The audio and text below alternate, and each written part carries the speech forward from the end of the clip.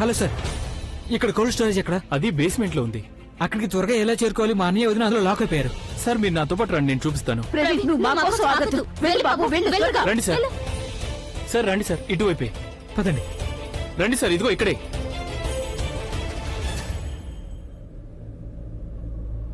ఏం చూస్తున్నారు? నిన్నే చూస్తున్నాను. ఒకవేళ నా కళ్ళు మూసుకుపోయాయంటే కూడా నా మనసులో శాశ్వతంగా నువ్వే ఉండిపోతావు. పుగి పుగి, కళ్ళు తెరువు పుగి. మాట్లాడు నాతో, కళ్ళు మాత్రం మూయొద్దు. దయచేసి నేను చెప్పేది వినండి. మీరు ప్లీజ్ మిమ్మల్ని మీరు కాపాడుకోండి. నా గురించి ఆలోచించొద్దు. వెళ్ళిపోండి. నాకేమీ కాదు పుగి, మనకేమీ కాదు. ప్రవీణ్ వస్తున్నాడు కదా, తను కాపాడతాడు. తను వచ్చి కాపాడతాడు మన ఇద్దరిని. పుగి పుగి, కళ్ళు మాత్రం మూయొద్దు ప్లీజ్. నాతో మాట్లాడుతూనే ఉండు, సరేనా? ఇలా చూడు, నా ఆక్సిజన్ స్టాక్ పూర్తయిపోతుంది పుగి. నువ్వు మళ్ళీ స్పృహ తప్పొద్దు. ఒకవేళ మళ్ళీ ఆక్సిజన్ ఇవ్వాల్సి వచ్చిందంటే అప్పుడు నేను స్పృహ తప్పి పడిపోతాను. మీరు ఇప్పుడు కూడా జోకులేస్తున్నారు. నువ్వే కదా నాతో చెప్పావు, ఒకవేళ జీవితం మన మీద అలిగిందంటే దానికి నవ్వుతూ నచ్చ చెప్పాలని. ఒకవేళ మాట వింటే ఓకే, మాట వినలేదంటే అప్పుడు నవ్వుతూ తలరాత స్వీకరించాల్సి ఉంటుంది. జీవితం మన మీద కోపంగా ఉంది ఓకే, కానీ నేను నవ్వుతూనే ఉంటాను. నా పుక్కి నా దగ్గరే ఉంది కదా, వేరే ఎవరు తోడుగా లేకపోయినా నాకేం పర్వాలేదు. కానీ నేను నీ నుండి దూరంగా వెళ్ళలేను.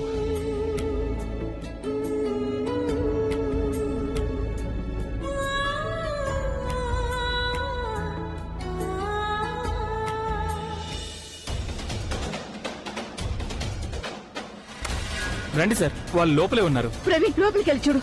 మన అభి ప్రజ్ఞ ఎక్కడున్నారో చూడు. నేను చూస్తాను. ఏమీ కనపడట్లేదు.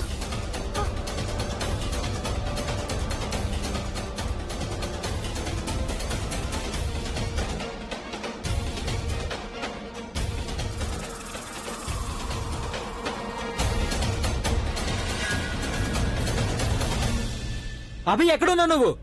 అభి అభి ప్రవీణ్, అభి అభి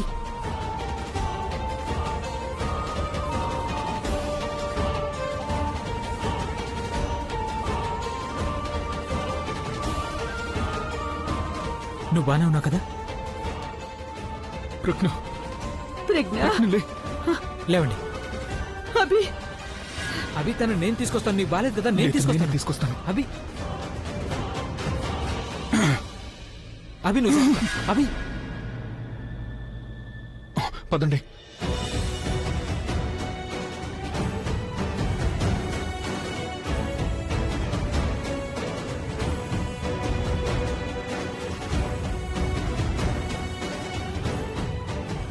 త్వరగా ఎవరైనా బ్లాంకెట్ తీసుకురండి. ఎవరైనా ఉన్నారు ఇక్కడ?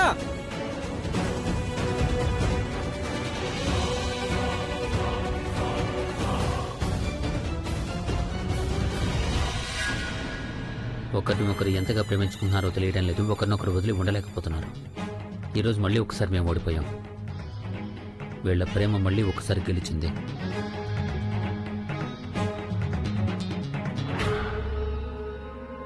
పడుకోబెట్టు. దుప్పటి కప్పు త్వరగా.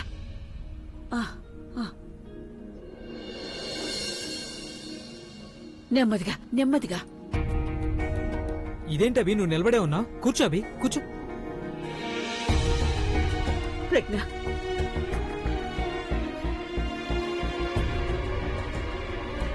ప్రజ్ఞ నువ్వు బానే ఉన్నావు కదా? భగవంతుడా. ప్రవీణ్, నేను బానే ఉన్నాను. నువ్వు ప్రజ్ఞ చూడొచ్చు కదా. అది కాదు అభి, నీ కూడా బాగలేదు కదా? అభి, మేమున్నాం కదా, మేము తన్ని చూసుకుంటాం కదా. నువ్వు నీ గురించి ఆలోచించు. చూడు, చలి కారణంగా నీ పరిస్థితి ఎలా అయిపోయిందో. నానమ్మ నేను బానే ఉన్నానని చెప్తున్నాను కదా. మీరు మీరు ప్రెగ్నెంట్ చూసుకోండి. తన పరిస్థితి అస్సలు బాలేదు. తనకేమీ కాదు కదా నానమ్మ, బానే ఉంటుంది కదా తను. ఏమీ కాదు, నువ్వేం కంగారు పడకో. అంతే, ఇంకేముంటుంది? తనకు నయం అయిపోయిందంటే అప్పుడు నాకు కూడా ఏమీ కాదు కదా. అభి, నీకేమైనా కావాలా? ఆ, అరే, నీకేం కావాలో చెప్పు, నేను తీసుకొస్తాను.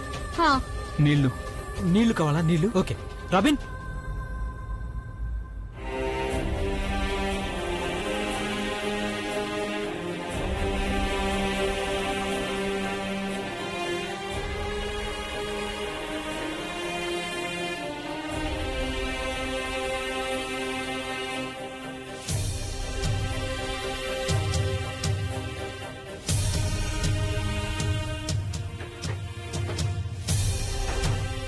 ప్రెగ్నెంట్ జాగ్రత్తగా మేము చూసుకుంటాం. ఆ, నీ గురించి కూడా నువ్వు ఆలోచించాలి కదా. ఒకవేళ నీకేమైనా అయిందంటే అప్పుడు ప్రెగ్నెంట్ ఏమనుకుంటుందో ఆలోచించు.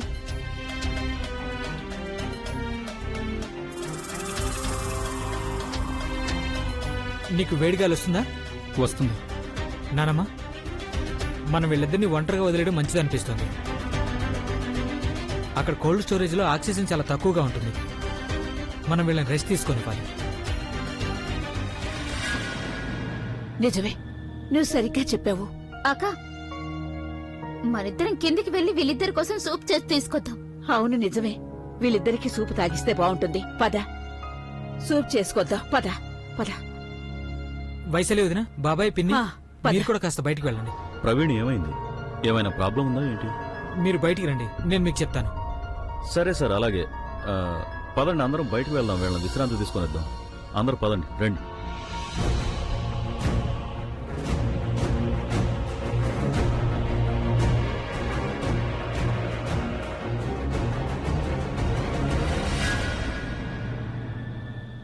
మీ ఇద్దరికి ప్రత్యేకంగా చెప్పాలా? మీరెవరిని జాగ్రత్తగా చూసుకోలేరు, వేరే వాళ్ళైనా చూసుకొనివ్వండి. వెళ్ళండి ఇక్కడ నుండి. I said leave.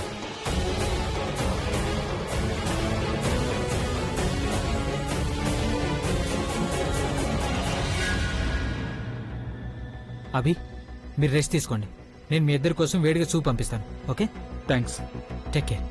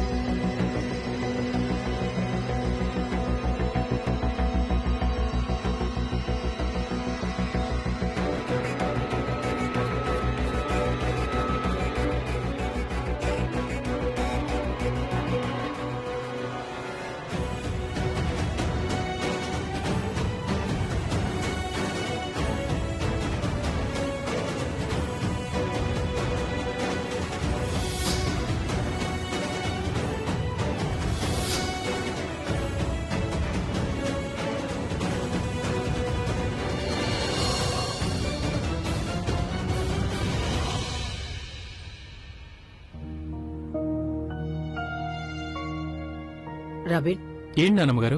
నువ్వు కూరగాయలు అక్కడ కోసుకో. నేను నీళ్లు పెడతాను స్టవ్ మీద. ఇందు, మిరియాలు ఇవ్వు. ఇస్తున్నానక్క. నానమ్మా, నానమ్మా, నేను అనుకుంటున్నాను ప్రజ్ఞ ఉన్న వాళ్ళ ఇంట్లో ఆంటీ గారికి అమ్మమ్మ గారికి ఏం చెప్పకూడదని. వాళ్ళిద్దరికీ ఈ విషయం గురించి తెలిస్తే చాలా కంగారు పడతారు. కాని బాబు, ఇంత పెద్ద విషయాన్ని మనం ఎలా దాచిపెట్టగలం? ఎంతైనా కూతురు కదా. నేను కూడా ఒప్పుకుంటాను, వాళ్ళ కూతురే. కానీ నీకు సరళ గురించి తెలుసు కదా. తనకి తెలిసిందంటే వెంటనే ఇక్కడికి వచ్చేస్తుంది. తను ప్రజ్ఞని ఆ పరిస్థితుల్లో చూసిందంటే అన్నిటికంటే ముందు ప్రవీణ్ని తిడుతుంది. ఆ తర్వాత తను ప్రజ్ఞని అభిని కూడా తిడుతుంది. నువ్వు చెప్పింది కూడా నిజమే ఇందు. సరళగారికి కోపం వచ్చిందంటే అప్పుడు ఆవిడికి నచ్చ చెప్పడం చాలా కష్టం అయిపోతుంది. అక్క, కోపం వచ్చిందంటే తను మనిద్దరిని కూడా వదలదు. ముందు మనం ప్రజ్ఞని కాస్త సెటిల్ అవనిద్దాం. ఆ తర్వాత ఆలోచించొచ్చు సరళకి ఈ విషయం ఎలా చెప్పాలి ఏంటి అని.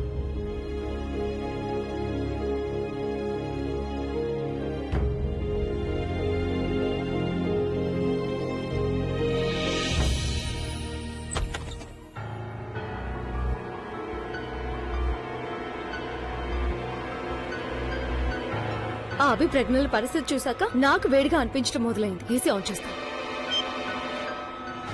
అయినా యు నో వాట్ ఆలియా, నువ్వు నిఖిల్ ని తిట్టి ఇందాక అనవసరంగా పెద్ద తప్పు చేసావు. ఐ మీన్ ఈ ప్లాన్లన్నీ నిఖిల్ వల్ల ఫ్లాప్ అవ్వడం లేదు, అభి వల్ల ఫ్లాప్ అవుతుంది. తనకి అసలు ఎలా తెలిసిపోతుందో ఏమో ప్రజ్ఞ సమస్యలో ఉందని.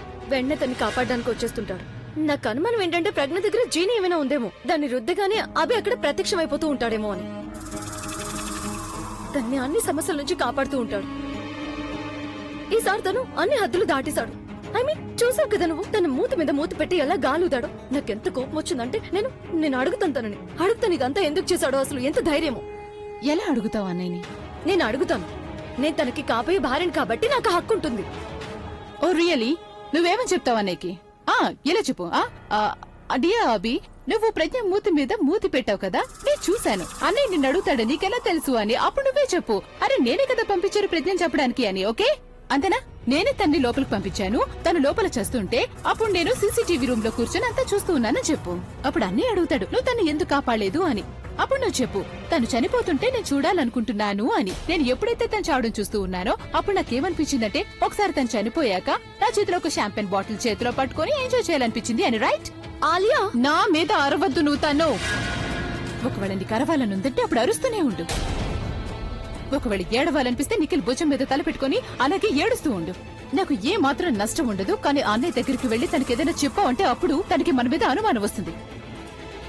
And I cannot afford that. తను కానీ ఈ మాత్రం అయితే చెప్పొచ్చు కదా. ప్లీజ్, నాకు ఆల్రెడీ చాలా కోపంగా ఉంది, నువ్వు ఇంకా కోపం తెప్పించదు. అసలు నీ కారణంగా ఆ stupid Nikhil, I mean like తన మాటల్ని నమ్మాను.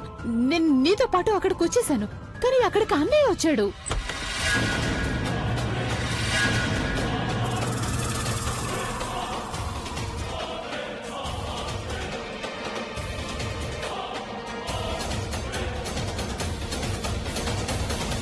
ఏమంటున్నావు నువ్వు? అది నేను తనని తిడుతున్నాను. అదేంటంటే నేను అన్నయ్యతోనే ఉన్నాను, తను వచ్చి వాష్రూమ్ కి తీసుకెళ్ళింది. ఒకవేళ టైంలో తను నన్ను వాష్రూమ్ కి తీసుకెళ్లలేదంటే అప్పుడు అన్నయ్య నేను ఒంటరిగా వదిలేదాన్ని కాదు, అన్నయ్య కోల్డ్ స్టోరేజ్ కి వెళ్లేవాడు కాదు. So that's it. రైట్ తను. ఆలియా చాలా సరిగ్గా చెప్తోంది. తను నన్నే తిడుతోంది. నేను తనకి సారీ కూడా చెప్పాను. అది నా కారణంగా నేను వాష్రూమ్ కి వెళ్లాలని గొడవలో పడ్డం వల్ల అబ్బాయికి ఇలాంటి పరిస్థితి వచ్చిందని. అదే నిజమైతే ఈరోజు జరిగిన దాంట్లో మీకు అసలు ఎటువంటి సంబంధం లేదు కదా? ఐ మీన్ ఇది మీరు వేసిన కొత్త ఎత్తు కాదు కదా ప్రజ్ఞోదిని చంపడానికి. లేదు, మేమేమి చేయలేదు.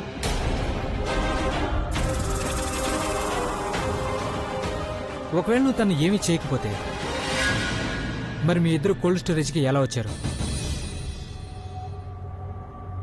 నాకైతే అభి ఫోన్ చేశాడు, అందుకే తను అక్కడ ఉన్నాడని నాకు తెలిసింది. నీకెలా తెలిసింది?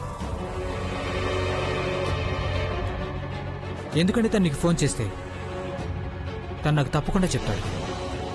ఇప్పుడు చెప్పు, మీరిద్దరూ అక్కడికి ఎలా వచ్చారు?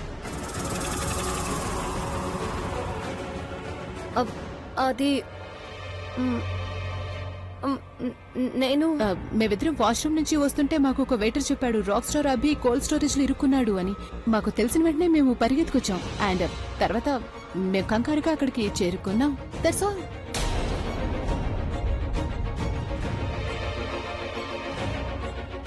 ఎందుకనో గాని నాకు నీ మాటల మీద నమ్మకం కలగట్లేదు. నీకు మా మీద ఎప్పుడు నమ్మకం ఉండదు కదా ప్రవీణ్. బట్ డోంట్ వరీ, మేము నిజమే చెప్తున్నాం. నిజమైనా లేక అబద్ధమైనా నువ్వు ఏది చెప్పినా సరే దానికి కట్టుబడి ఉండు. ఎందుకంటే ఆ విషయంలో నీకు సంబంధం ఉందని నాకు తెలిసిందంటే అప్పుడు నేనేం చేస్తాను నాకే తెలీదు.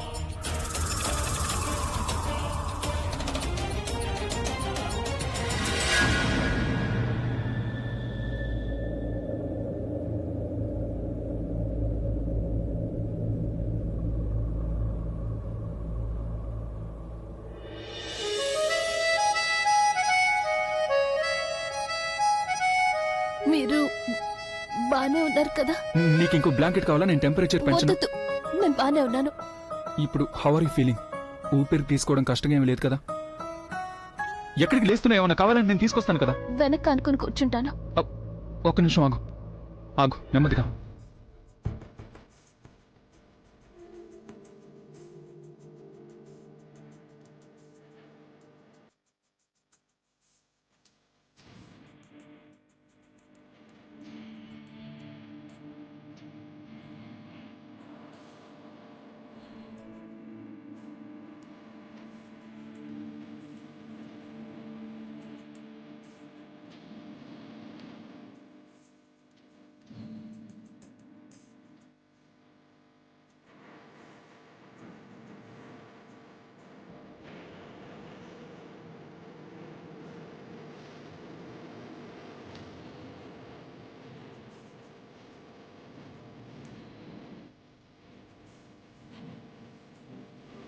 అభి నేను సూప్.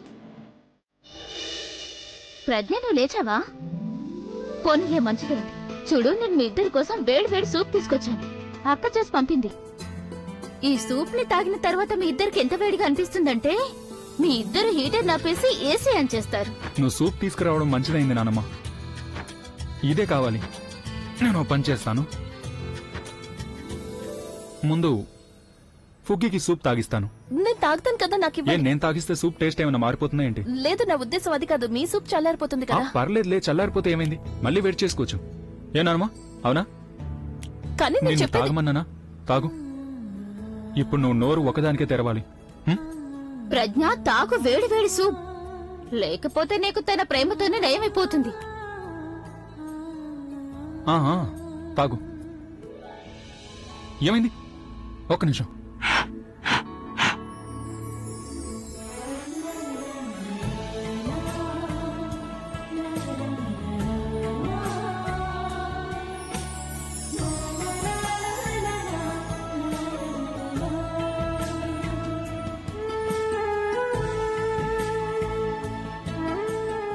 చూస్తుంటే సూప్ తో పాటు మీ ఇద్దరికి ప్రైవసీ కూడా కావాలేమో. మీ ఇద్దరి మధ్యలో నేనెందుకు? అంటే నా ఉద్దేశం నేనెందుకు మీకు అడ్డంగా అని. నేనిక వెళ్తాను.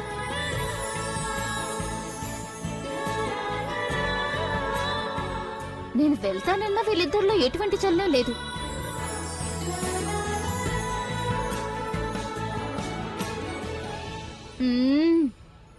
ఒకరినొకరు ఎలా మైమర్చిపోయారో చూడండి. ప్రపంచానికి దూరంగా. నా పిల్లలు ఈ విధంగా ప్రపంచంలో ఉన్న సమస్యలను పట్టించుకోకుండా కేవలం ఒకరి కళ్ళల్లో ఒకరు చూసుకుంటూ ఉండిపోవాలి.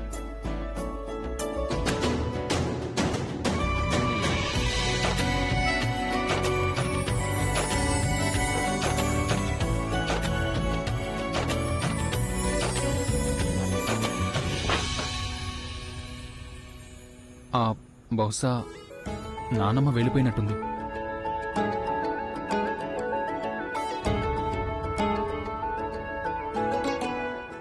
ఎలా ఫీల్ అవుతున్నావు? నీకు నీళ్ళేవునా? ఇప్పుడు కాస్త వేడిగా అనిపిస్తుందా? ఇంకా సూప్ తాగుతావా? వద్దు, చాలు, చాలా తాగాను. నాకు వేడి అంటే గుర్తొచ్చింది. అది నువ్వు కోల్డ్ స్టోరేజ్ లో ఏం చేస్తున్నావు? పైన పార్టీలో వేడిగా అనిపించిందా, లేకపోతే కోల్డ్ స్టోరేజ్ లో ఉన్న ఐస్ క్రీమ్ ఖాళీ చేయడానికి వెళ్ళావా? జోక్ చేస్తున్నాను, కానీ నా మనసులో ఇంకా ఆ ప్రశ్న అలాగే మిగిలింది. నువ్వు కోల్డ్ స్టోరేజ్ కి ఏం చేయడానికి వెళ్ళావు? నేను మిమ్మల్ని వెతకడానికి వెళ్ళాను. కోల్డ్ స్టోరేజ్ లోనా? నేను పార్టీలోనే ఉన్నాను, కానీ ఎవరో ఒక అతను వచ్చి చెప్పాడు మీరు నా కోసం వెతుకుతున్నారు అని. అందుకే నేను డెజర్ట్ కౌంటర్ కి వెళ్ళాను. నేను అక్కడ ఉన్నానా? లేదు. నేను నిన్ను మళ్ళీ అదే ప్రశ్న అడుగుతున్నాను. ఒకవేళ నేను డెజర్ట్ కౌంటర్ లో లేనంటే మరి నువ్వు కోల్డ్ స్టోరేజ్ కి ఎందుకు వెళ్ళావు? అదే కదా, అక్కడ డెజర్ట్ కౌంటర్ లో నాకు ఒక మేనేజర్ కనిపించాడు. ఆయన చెప్పాడు మీరు కోపంగా ఉన్నారు, కోల్డ్ స్టోరేజ్ కి వెళ్లారు అని. ఎందుకంటే అసలు ఐస్ క్రీమ్ చల్లగా లేదు, అందుకని కరిగిపోతోంది ఏదేదో చెప్పాడు. అందుకని వాళ్ళని తిట్టడానికి మీరు కోల్డ్ స్టోరేజ్ కి వెళ్లారని చెప్పాడు. ఏంటి? నేను కోల్డ్ స్టోరేజ్ కి తిట్టడానికి వెళ్ళానా? అదే చెప్పాడు. ఆ మేనేజర్ చెప్పాడా? అతను చెప్పాడా నువ్వు అక్కడ వెళ్ళావా? ఎందుకంటే మీరు చాలా కోపంగా ఉన్నారని చెప్పాడు అతను.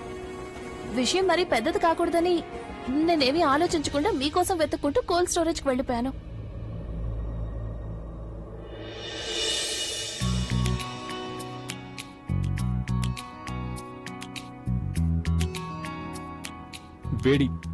వేడిగా అనిపిస్తుందా?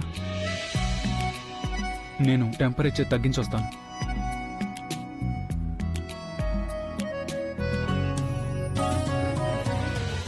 ఇప్పుడు ఓకేనా? నిజం చెప్పాలంటే నాకు కూడా వేడిగానే అనిపించింది. ఇంతకీ అక్కడికి నువ్వే వెళ్ళావా? లేదు, ఆ మేనేజరే నన్ను తీసుకెళ్లాడు.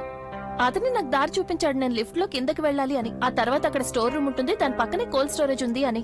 అక్కడ మీరెవరినో తిడుతున్నారని కూడా చెప్పాడు. నిజం చెప్పాలంటే నాకు కూడా అతని మాటలు చాలా విచిత్రంగా అనిపించాయి. కానీ ఆ టైంలో నేను మీ గురించి ఆలోచించి కంగారు పడ్డాను.